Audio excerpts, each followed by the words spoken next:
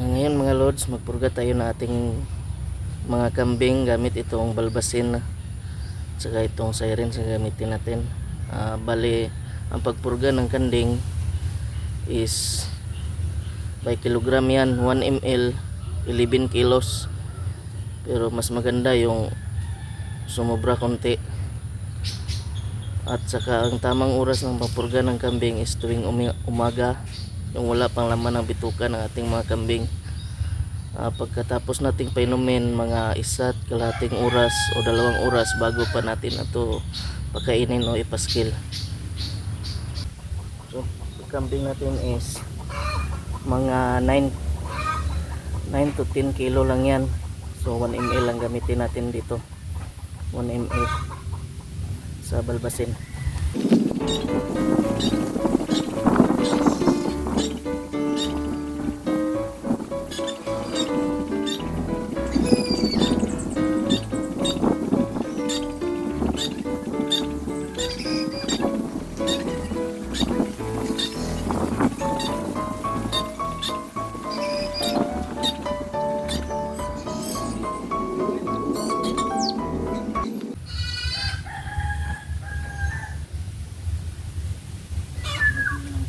Tubig.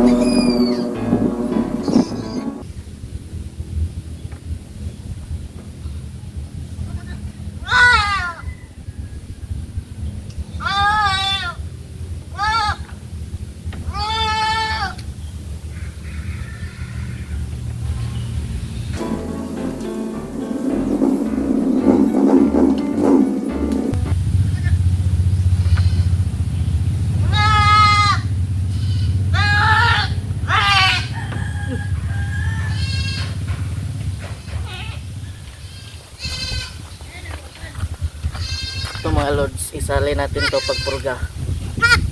Maliit. Yung mata niya matamlay. Sa mata mo rin makikita na maraming bulate.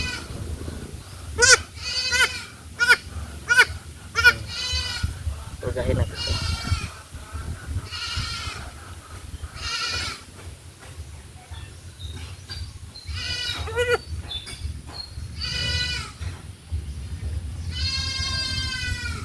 Lagyan lang natin ng kaunti ng tubig.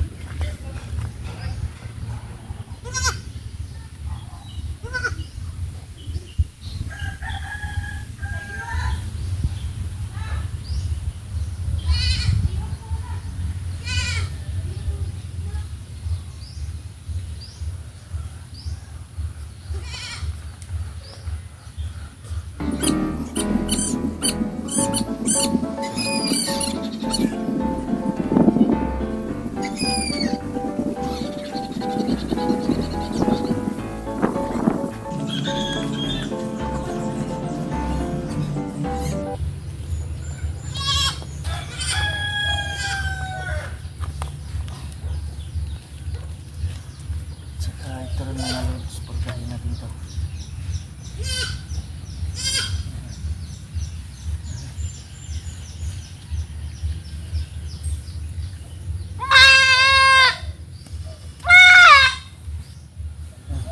Go! Tubig! Tubig!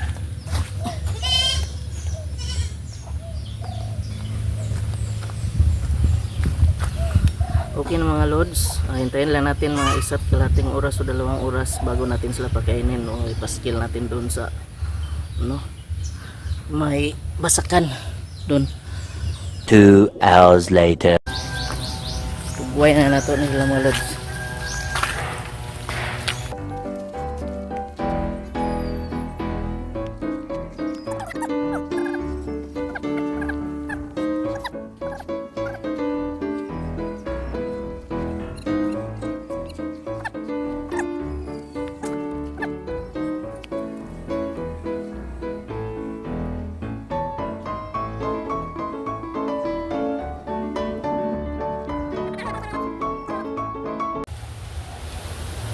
Ayan nating mga kambing mga lods, pinapakain na natin itong dalawa